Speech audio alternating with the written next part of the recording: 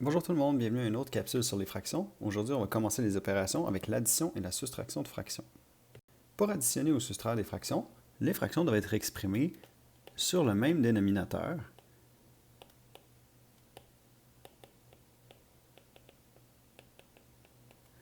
Si ce n'est pas le cas, on peut modifier les fractions avant de faire l'opération. Ça veut donc dire que ce qu'on veut faire, c'est d'exprimer les fractions avec le même dénominateur afin de pouvoir bien les comparer, pour bien les additionner.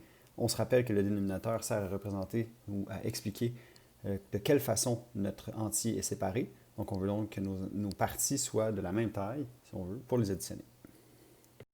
Lorsque nos fractions sont sur le même dénominateur, on doit donc regarder les numérateurs ensemble. Donc si j'ai 1 huitième plus 6 huitièmes, j'ai donc une partie d'un entier séparé en 8 plus 6 parties d'un entier séparé en 8. Ils sont sur le même dénominateur.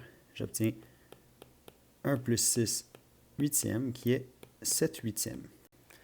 Pour le deuxième exemple, si jamais mes deux fractions ne sont pas sur le même dénominateur, ce qu'on peut faire, on peut les mettre sur le même. On va chercher un commun multiple aux deux dénominateurs. Ici, j'ai 3 et 6. On voit que 3, il se met bien en sixième. J'obtiens donc 10 sixièmes en faisant x2 au numérateur et x2 au dénominateur, plus 1 sixième, qui est donc 11 sixièmes. Pour la soustraction, c'est exactement le même principe. Donc ici, au numéro 4, si j'ai 4 cinquièmes moins 2 cinquièmes, je regarde mes numérateurs ensemble, 4 moins 2, et le dénominateur ne change pas. J'obtiens 2 cinquièmes. Si jamais ils ne sont pas sur le même dénominateur, on peut les modifier. Donc 5 tiers, on l'a vu tantôt, c'est 10 sixièmes, moins 1 sixième, qui nous donne 9 sixièmes. Ici, faire bien attention, si j'obtiens 9 sixièmes, je dois toujours donner ma réponse sous une forme réduite. 9 sixièmes, ça se réduit bien en 3 demi. Pour terminer, il va arriver parfois que les fractions ne s'expriment pas bien l'une en fonction de l'autre. Ce qui veut dire que je ne peux pas juste multiplier un des dénominateurs pour trouver le dénominateur de l'autre et ainsi avoir des dénominateurs égaux. Ce qu'on doit faire dans ce cas-là, c'est trouver ici le PPCM de mes deux dénominateurs ou tout simplement un multiple commun là, aux deux. Ça va fonctionner avec n'importe quel multiple commun. Ici, 3 et 4, je trouve que mon multiple commun est 12. J'aurais pu mettre 24, j'aurais pu mettre 36, ainsi de suite, mais 12 c'est le plus petit, donc mon calcul va être le plus simple.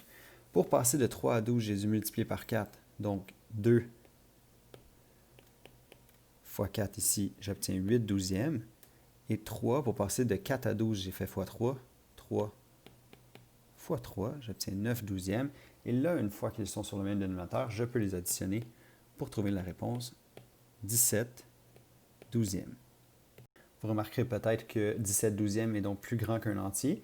Je pourrais l'écrire comme 1 et 5 douzièmes, mais 1 et 5 douzièmes n'est pas une fraction réduite de 17 douzièmes, c'est tout simplement une autre façon de l'écrire. Mais les deux sont tout aussi bonnes l'une que l'autre, dépendamment des contextes.